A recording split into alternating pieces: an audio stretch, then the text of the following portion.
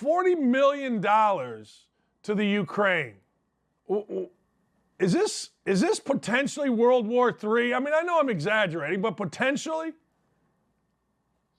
First of all, it's $40 billion with a B. Billion. Billion. So, listen, I'm all for helping the folks of Ukraine. I feel bad for what's happening to the civilians, the refugees. I get it. I'm not that much of a heartless, soulless ghoul.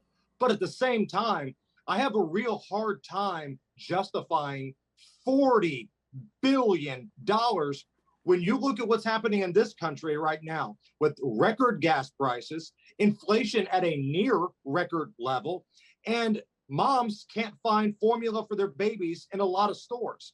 I saw a report yesterday. There are 3 states that out of all the baby formula that's available, 50% are out of stock. In 25 states, it's between 30 and 40% out of stock.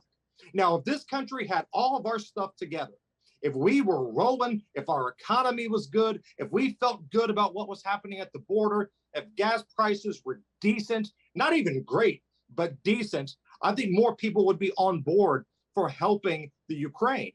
But $40 billion for a war that we're not fighting, despite what some of these Republicans will even tell you. And again, I want to make this perfectly clear because I get accused of being a partisan and all that kind of crap. 70% of House Republicans voted to pass this through. 70%. $40 billion for a war that we're not involved in.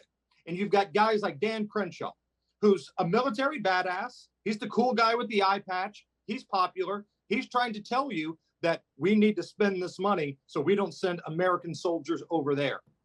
That's complete bull crap. That is total bull crap because there are other options. It's not just this or that. You can spend a little money. You can help Ukraine, but $40 billion?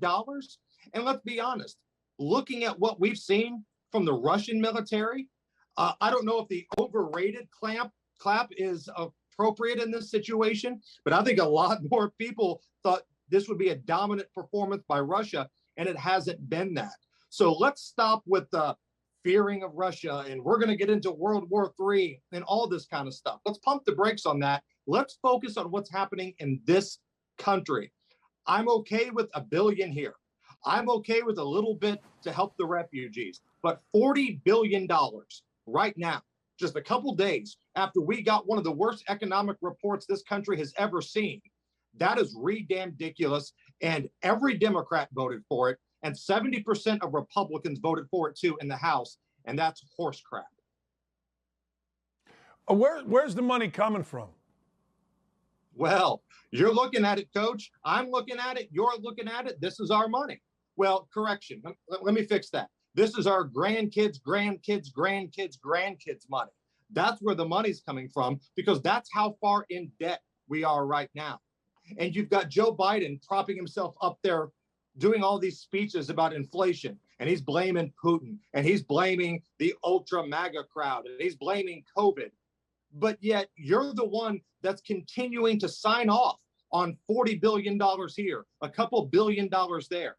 And when you look at this $40 billion package, when you really sit down and look at what's going into it, it's not all going to help Ukraine. There's a lot going to the State Department of the United States. There's always a bunch of pork-loaded bull crap with this. And maybe I'm just the outlier here. I want to start seeing some results of this money that we're sending. I want a paper trail. I want receipts. Where is our money going?